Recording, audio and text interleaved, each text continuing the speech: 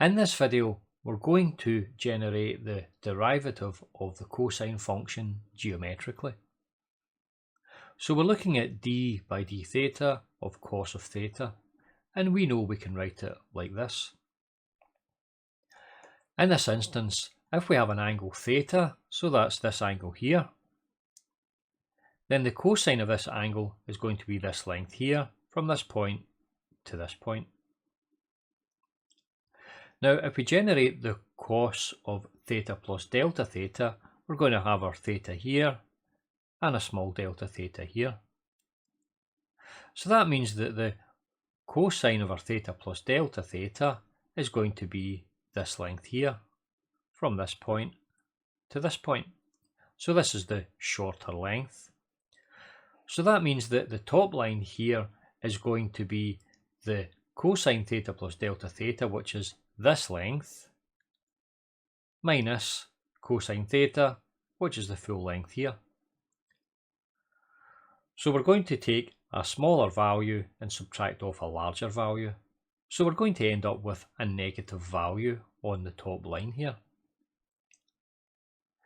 Now, we know from our similar triangles, which we've seen in the previous video whenever we did the derivative of the sine function, in that instance we ended up with the delta theta cos theta. But now we're going to end up with the minus delta theta sine theta, which is this distance from here to here. So that means that from the limiting process here, we're going to have the limit as delta theta tends to 0 over minus delta theta sine theta, which is just the top line here, all upon the delta theta. So as the delta theta tends towards 0, this whole thing here is going to tend towards minus sine theta.